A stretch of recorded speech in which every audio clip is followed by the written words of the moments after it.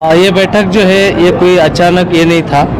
हमारे पार्टी एक विचारधारा की पार्टी है, एक आइडियोलॉजिकल पार्टी है जिसके अंदर एक इंटरनल डेमोक्रेसी का सिस्टम है। हम डेमोक्रेसी के प्रयास करते हैं। उसी तरीके से आज मुंबई जिला कार्यकारिणी का निवडणूक था, उसी के तहत में हमारे प्रोसीजर पूरी यहाँ पे फॉलो हो गई है और एक 11 लोगों की जिला कार्यकारिणी का गठन हुआ है, जिसके अंदर अब्दुल अजीज़ साहब जो है वो डिस्ट्रिक्ट प्रेसिडेंट के तौर पे चुने गए हैं और जनरल सेक्रेटरी के तौर पे अब्दुल करीम और भी 2 जनरल सेक्रेटरीज हैं और एक वाइस प्रेसिडेंट रफ़ीक अंसारी साहब इनको चुन के आए हैं। ये तो आज निर्माण हुआ है जिला कार्यकारिणी का। और उसके अलावा जो है आने वाले इलेक्शन के ताल्लुक से भी काफ़ी हद तक हमारी चर्चा हुई है। नए कमेटी ने भी बहुत सारी चीज़ें बोली है कि आने वाले जो कॉरपोरेशन इलेक्शन है उसको हम लोग बहुत strongly positively grass root level पे काम करके हम लोग अच्छा इफेक्टिव रिजल्ट देने के लिए हम लोग यहाँ पे कोशिश कर रहे हैं। यस, आप बोल सकते हैं क्योंकि आज DRC हमारा जो है डिस्ट्रिक्ट रिप्रेजेंटेटिव काउंसिल, उसके साथ साथ जो है पार्टी कार्यकर्ता मेळावा भी था। दोपहर में इलेक्शन का पूरा प्रोसीजर हुआ, उसके बाद में से शाम में पदाधिकारी लोग थे, ब्रांचेस के शाखा के और असेंबलीज के पदाधिकारी आए थे, जिन्होंने काफ़ी पॉजिटिवली हमको ये बताया कि ग्रास रूट लेवल पे हम लोग काम कर रहे हैं कि किस तरीके से बाकायदा हम लोग बूथ लेवल मैनेजमेंट तक के हमारा इसमें प्रोविजंस है और एक बड़े तौर पे आप देखेंगे आने वाले इलेक्शन में कि एक बड़ी ताकत बन के जो है SDP यहाँ पे इलेक्शन में उभरेगी। वक्फ जो एक्ट है ये बेसिकली किसी के डिमांड के बगैर जो है ये मुस्लिम समाज पे थोपा गया है और उसके अलावा जो है ये पूरी तरीके से हम बोल सकते हैं कि अगेंस्ट कॉन्स्टिट्यूशन है, अगेंस्ट माइनॉरिटी है, अगेंस्ट माइनॉरिटी राइट्स है और इसकी प्रिजर्व मुहिम जो है पर्सनल लॉ बोर्ड लड़ रहा है और उनके साथ हम लोग है। ये वक्फ एक्ट आने के पहले से SDPI ने यहाँ पे आंदोलन किए कई सारी और उसके लिए हम लोग जो है ना पुलिसों के ताल्लुक से केसेस भी हुए हैं और अभी जो है हम लोग पूरे महाराष्ट्र में बहुत सारी जगह पे और भी आंदोलन कर रहे हैं पर्सनल लॉ बोर्ड के साथ में। कल भी हमने जालना में एड्रेस किया और जहाँ तक मुंबई शहर के लोकल मसलों का ये है, हम जानते हैं कि स्मार्ट सिटी के नाम पे मोदी जी ने जो चकमा दिया है, जो उनकी आदतन है 2014 से भारतीय जनता देख रही है, भारत की जनता किस तरीके से यहाँ पे बेवकूफ़ बनाया, 15 लाख के नाम पे हो या फिर किसान की आमदनी दुगनी होने के नाम पे हो या फिर स्मार्ट सिटीज़ के नाम पे हो, तरक्की के नाम पे हो, बुलेट ट्रेन के नाम पे हो। मुंबई के अंदर भी जो है आप देखते हैं कि कोई प्रोग्रेस नाम का ये नहीं। एक अगर बारिश आती है तो यहाँ पे जो है पूरे जनजीवन है अस्त व्यस्त हो जाता है। ये सारे चीज़ों को अपना फेल्यूर जो है और भ्रष्टाचार तो आप पूछिए मत। माइनॉरिटी के ताल्लुक से आप देखेंगे अभी हमने मुद्दा उठाया है और बहुत जल्द आप देखेंगे अल्पसंख्यक आर्थिक विकास महामंडल के अंदर 1000 से 1500 करोड़ का भ्रष्टाचार हुआ है। उसके पूरे कागज पत्र हमारे पास है। आने वाले इसमें 1-2 दिन में हम लोग उसका बड़ा खुलासा करने वाले हैं। सिर्फ ये सारे नाकामियां जो है इसको छुपाने के लिए भाजपा और शिवसेना और NCP जो पार्टी है ये लोग सिर्फ ध्रुवीकरण का राजकारण कर रहे हैं। आज इन्होंने किरीट सोमैया को कुछ काम बचा नहीं है, इसीलिए आप देखते हैं कि भोंगा हमने उतारने का उन्होंने बहुत सारी जगह पे बताया है। बहुत अफसोस की बात है कि प्रशासन जो है वो हाईकोर्ट के आर्डर का या हाईकोर्ट के आर्डर में जो प्रोविजंस बताए गए हैं उसका मतलब इम्प्लीमेंटेशन के करने के छोड़कर वो लोग इस खुशी करने के लिए किरीट सोमैया को खुश करने के लिए जबरदस्ती का भोंगा उतारे। भोंगे के ऊपर भी जो है जो हाईकोर्ट ने ऑर्डर दे उसके डेसिबल के तहत में अजान दी जा सकती थी, लेकिन जैसे कि उनका एजेंडा था कुछ कंस्ट्रक्टिव नहीं करेंगे। ये भाजपा की जो सोच है, इनकी आइडियोलॉजी ये सिर्फ मुस्लिम द्वेष के ऊपर जिंदा है। ये मुंबई जो बड़ा एक कॉरपोरेशन है इसमें इतना मैं बोलना चाहूँगा कि बहुत सारे जगह से हमको पॉजिटिव रिस्पांस आ रहा है, लेकिन हमारे काम करने का तरीका अलग है। हम लोग कोई स्पॉन्सर्ड पॉलिटिकल पार्टी नहीं है, उद्योगपतियों से फंड लेके काम करने वाली पॉलिटिकल पार्टी नहीं, गरीबों की वंचितों की पार्टी है और उनके हेल्प से ही पार्टी चलती है और बहुत सारे लोग पॉजिटिव रिस्पॉन्स आ रहे हैं। तो मोस्ट ऑफ दी जो है ना मैक्सिमम सीट हम लोग लड़ने की कोशिश करेंगे, लेकिन फिगर अभी बोलना जो है ना एक इमेच्योर स्टेज रहेगी। लेकिन ये जो प्रस्तावित पक्ष है ना इनको हम लोग बहुत अच्छे से धक्का देंगे और उनको बताएंगे कि अब जो है ना एक्चुअल में लोगों का काम करना पड़ेगा। ढकोसलीबाजी भाजपा जैसे मोदी जैसे फेक प्रॉमिसेस नहीं चलने वाले। अभी बोला ना कि मुसलमानों के बारे में राज ठाकरे कुछ नहीं करते हैं मुसलमानों की, तो ये मुसलमानों का जो है एक राष्ट्रीय राक्षसीकरण चल रहा है। एक डिमोनाइजेशन हो रहा है। मतलब आज एक नैरेटिव सेट करने की कोशिश की जा रही है कि आप अगर इस्लाम मुसलमानों के खिलाफ में कुछ बोलेंगे, आप मॉब लिंचिंग करेंगे, आप किसी को कत्ल करेंगे, आप किसी मस्जिद पे जाके भगवा झंडा लगाएंगे, तो आपको देशभक्त कहा जाएगा, आपको सम्मानित किया जाएगा। हमने घटिया राजनीति देखी है। बिल्किस बानो जैसे रेप करने वाले रेपिस्टों को सत्कार करने वाली इनकी मानसिकता है। मुसलमानों को पीड़ा देके ये देशभक्ति साबित करने के लिए बोल रहे हैं। इनकी सोच ऐसी है। और आज ये जो उत्तर भारतीय और महाराष्ट्रीय जो झगड़ा लगा रहे हैं, ये विघटनवादी की जो असल सोच है, ये संघ के विचारधारा से निकली हुई सोच है। जातिवाद को लेकर जातिवाद वो बढ़ाना चाहते हैं, क्योंकि हम ये चाहते हैं मराठी एक प्रादेशिक है, हमारी एक कल्चरल आइडेंटिटी है, और हम ये चाहते हैं कि हर स्टेट का, हमारी विविधता में एकता, यही भारत की पहचान है। और उसके तहत में स्टेट के अंदर मराठी का रिस्पेक्ट होना चाहिए और प्राइमरी स्कूल्स के अंदर मराठी सिखाना चाहिए। लेकिन एक धमकी के स्वर में अगर कोई ये बोलना चाहता है कि हम हिंदी बोलने वाले इतने हैं, आप मराठी इतने हैं, ये कभी भी भारत के लिए अच्छी बात नहीं है।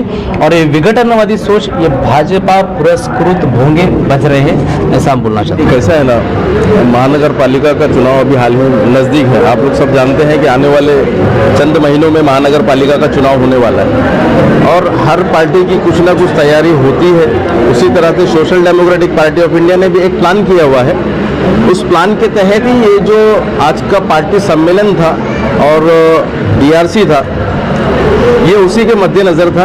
आने वाले समय में आप देखेंगे कि यहाँ पर हमारे जो प्रत्याशी है उनका भी हम नाम डिक्लेयर करेंगे और चुनाव की प्रतिक्रिया को पूरा करने का काम करेंगे। और मुझे अभी न्यू डिस्ट्रिक्ट प्रेसिडेंट घोषित किया गया है। मैं चुनाव को लेकर बोलना चाहूँगा कि ये जो पार्टी है social democratic party of India, ये सिर्फ इलेक्शन के टाइम पर एक्टिव होने वाली पार्टी नहीं है, 24/7 काम करने वाली पार्टी है।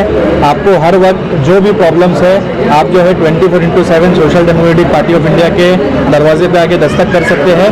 उसका समाधान निकालने की हम पूरी कोशिश करेंगे। और हम जो है दूसरी पार्टियों की तरह घोषणाबाजी और वो सब नहीं करते हैं कि हम ये कर देंगे वो कर देंगे। जो लीगली और जो पॉसिबल चीज़ें हैं हम उसी के ऊपर ही बात करते हैं और 24/7 काम करने वाले लोग हैं। देखिए, जैसे कि आपने जैसे किरीट सोमैया के बारे में बोला, उसका एक राजकारण है। वो जब भी देखेगा तो गोंडी में गया, उधर अंटाफिल में गया, वहाँ पर उसने सिर्फ एक ही समुदाय को लेकर उसने बोला कि नॉइज़ पॉल्यूशन एक ही समुदाय को लेकर हो रहा है। हमेशा उसने मस्जिद के खिलाफ ही बोला है सारी चीज़। और वो बोलता है कि अनाधिकृत है, और मैं आपके माध्यम से कहना चाहता हूँ वो खुद ही अनाधिकृत है। वो एक गुजरात से आया हुआ और महाराष्ट्र में आकर ध्रुवीकरण कर रहा है। और आप देखेंगे घाटकोपर में मराठी लोगों को सोसाइटी में रहने नहीं दिया जा रहा था, उनको सोसाइटी में नहीं रहने दिया जा रहा था, उनको घर नहीं मिल रहा था। उस वक्त ये कहाँ था? उस वक्त वो कहाँ था? आज वो लेकर मुस्लिम समाज को लेकर दूसरे लोगों को इकट्ठा करने की कोशिश कर रहा है। और महाराष्ट्र लोग जानते हैं कि ये जो किरीट सोमैया की राजनीति को उसने किस तरीके से, जब मराठी लोगों पे अत्याचार हो रहा था, उसने कैसी अपनी दूरी बनाई थी। और रही बात भोंगे उतारने की, आज भी हमारा स्टैंड क्लियर है। पूरे मुंबई में जितने भी जगह भोंगे को लेकर उतारा जा रहा है, हम आज भी मुसलमानों से कहते हैं कि कोर्ट का ऑर्डर भोंगे उतारने को नहीं है, आप लोग भोंगे मत उतारिए। डिसिबल को लेकर जो गाइडलाइंस है उसको फॉलो करिए, किसी के भी दबाव में आने की कोशिश ना हो। और कोई आपके ऊपर दबाव बनाता है तो social democratic party of India का दरवाजा आपके लिए हमेशा खुला है, कार्यालय हमेशा खुला है, आप आके हमसे संपर्क कर सकते हैं। कोई भी नेता हो इस महाराष्ट्र में, किरीट सोमैया हो चाहे वो नीतीश राणे हो, उसको हम लोग जवाब देने के लिए सक्षम है। किरीट सोमैया चेंबूर की मस्जिदों के ऊपर से जो अनाधिकृत भोंगे हैं और जो अनाधिकृत मस्जिदें हैं, इनके ऊपर में कानूनी कार्रवाई होनी चाहिए। तो हमने social democratic party of India के लोगों ने DCP साहब के साथ मुलाकात की और उनसे स्पष्ट एक सवाल किया कि आपका जो नॉइज़ पॉल्यूशन के ऊपर में कार्रवाई करने का है या आपको कोर्ट के आधार पे, कोर्ट के जजमेंट के आधार पे काम करना है। तो उन्होंने इसके ऊपर में कोई जवाब नहीं दिया।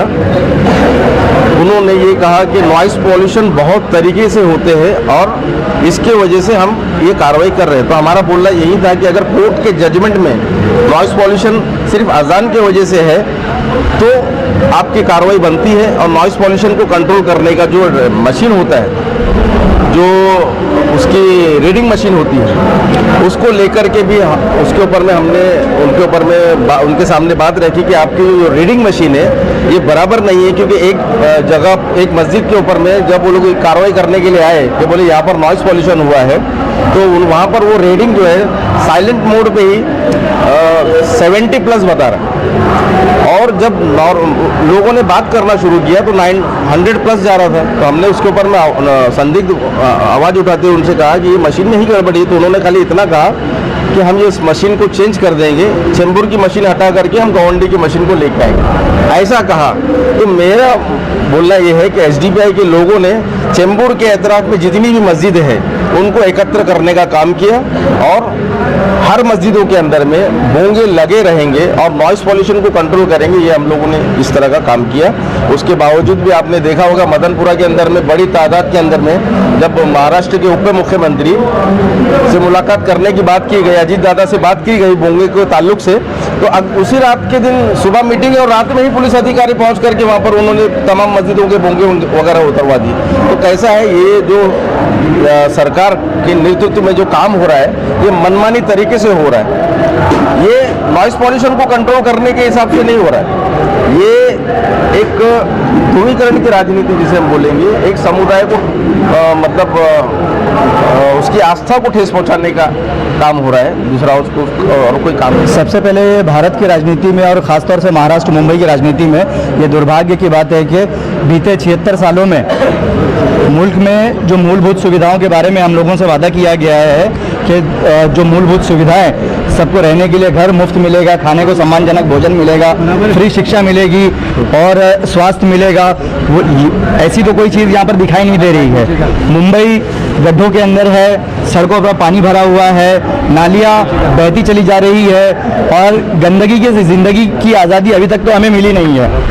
और उस चीज़ से बचने के लिए हुकूमत ने अभी ये क्या शुरू कर दिया है, वो धर्म की राजनीति कर रही है।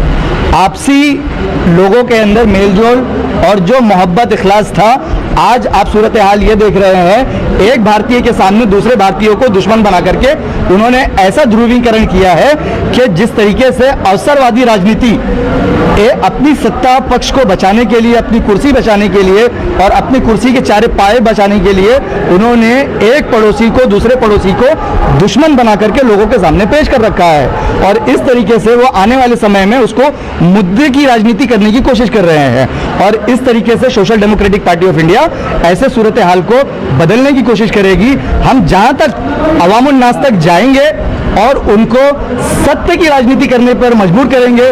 और ये याद रखें, वो लोग जो ये समझ रहे हैं कि अवाम को बेवकूफ़ बना करके उन्होंने 76 साल तक मूलभूत सुविधाओं से उनको दूर रखा और अवसरवादी राजनीति किया, हम उनको उनके हुकूक की राजनीति करने के लिए मजबूर करेंगे, चाहे हमें कितना भी वक्त देना पड़े। ये याद रखें, social democratic party of India का जो फ्लैग आपने देखा है, फ्लैग का 1/3 हिस्सा जो आपने लाल रंग देखा है, वो लाल हमारे कैडर के खून से सींचा हुआ रंग है, और वो जो हरा रंग है वो अमन का रंग है। हमें ये उम्मीद है कि आने वाले समय में अमन आने वाला है। वो सितारा जो दिल्ली के लाल किले से आपको एक दिन देखने को मिलेगा, ठीक उसी तरीके से आने वाले मुंबई के इलेक्शंस में आपको, महानगर पालिका इलेक्शंस में आपको एक निष्पक्ष और सामान्य नागरिक के लिए काम करने वाले ऐसे ईमानदार, दयानतदार नेता भी ऐसे मिलेंगे जो आम नागरिक के लिए, जिनकी मूलभूत सुविधाएं, जो ज़रा सी पानी में, गटर का पानी उनके घर में घुस जाता है, रात में भय से वो सो नहीं पाता है, कहीं ऐसा ना हो कि ज़ोरदार पानी गिर जाए और छत टपकनी लग जाए। तो ऐसे सूरत हाल के लिए हम लड़ेंगे, और लड़ते लड़ते हमें संवैधानिक तौर पर किसी भी हद तक जाना पड़े, social democratic party of India उसके लिए कमर कस चुकी है।